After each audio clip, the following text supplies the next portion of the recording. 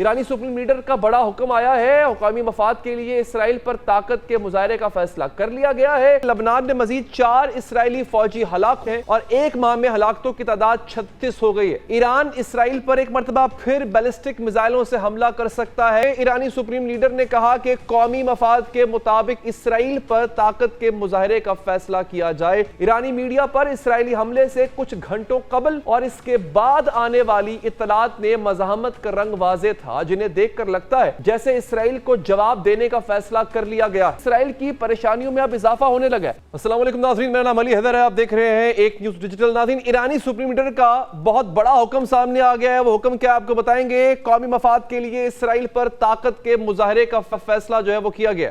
لبنان کی خبر ہے کہ لبنان میں مزید 4 اسرائیلی فوجی ہلاک ہیں اور ایک ماہ میں ہلاکتوں کی تعداد 36 ہو گئی ہے۔ ایران اسرائیل پر ایک مرتبہ پھر بیلسٹک میزائلوں سے حملہ کر سکتا ہے، یہ خبر آ چکی ہے اور IRGC کا جو کمانڈر ہے اس نے یہ خبر دی ہے۔ اسرائیلی وزیر دفاع یا جو وزیر دفاع جنگ سے خوفزدہ ہیں، کیوں خوفزدہ ہیں، سمجھوتا کرنے کے لیے تیار ہیں، کیا ایران کو بتایا جا رہا ہے، کوئی پیغامات ایران کو دیے جا رہے ہیں؟ ناظرین، یہ سب اور بہت کچھ ہم آپ کو بتائیں گے اپنے اس ویلاگ میں۔ تو ناظرین، سب سے پہلے رہبر اعلیٰ علی خامنائی کے بیان پر بات کرتے ہیں۔ ایرانی سپریم لیڈر نے کہا کہ قومی مفاد کے مطابق اسرائیل پر طاقت کے مظاہرے کا فیصلہ کیا جائے تاکہ صہیونی ریاست کو منہ توڑ جواب دیا جا سکے۔ ایران کے رہبر اعلیٰ علی خامنائی نے کہا ہے کہ ایرانی حکام کو طے کرنا چاہیے کہ وہ اسرائیل کے سامنے اپنی قوت کا مظاہرہ کس طرح کریں گے۔ ایران کی سرکاری خبر رساں ایجنسی ارنا کے مطابق خامنائی نے کہا کہ اسرائیل نے جو کارروائیاں کی ہیں انہیں نہ ہی کم کر کے بیان کرنا چاہیے اور نہ ہی ان میں مبالغہ آرائی کی جائے، حقیقت پسندی کو مد نظر رکھتے ہوئے اپنی تیاری کی جائے۔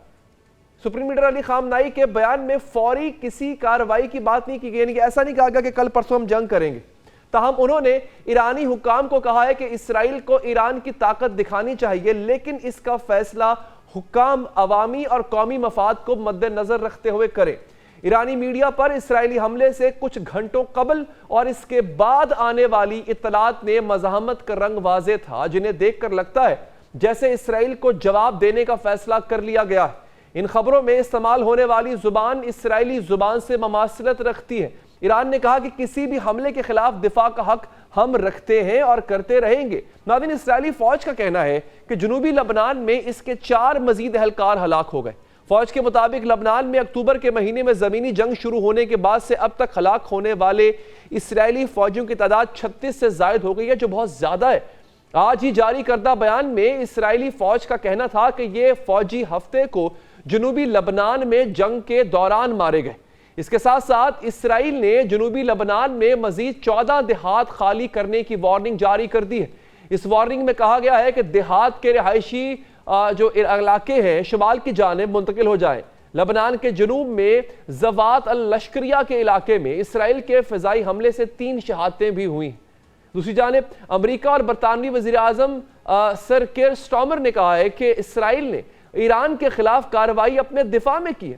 ہم امید کرتے ہیں کہ ایران دوبارہ حملہ نہیں کرے گا۔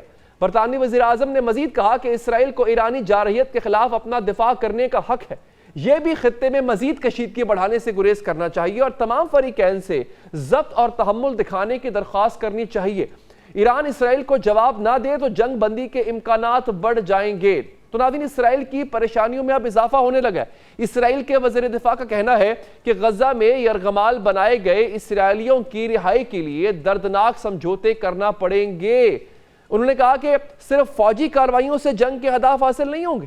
اسرائیلی یرغمالیوں کو اپنے گھروں میں واپسی کے لیے ہمیں اپنی اخلاقی ذمہ داری کو سمجھنا چاہیے اور ہمیں کچھ مشکل فیصلے کرتے ہوئے ان کو رعایتیں دینا ہوں گی تاہم ہم اپنے شہریوں کو واپس لا سکیں۔ تو ناظرین، یہ ہے صورتحال اس وقت مشرق وسطیٰ کی، ایران اور اسرائیل جنگ کی۔ اس حوالے سے اگر آپ مزید اپڈیٹس جاننا چاہتے ہیں چینل کو ابھی سبسکرائب کیجئے۔ اپنا خیال رکھیے، اللہ نگہبان۔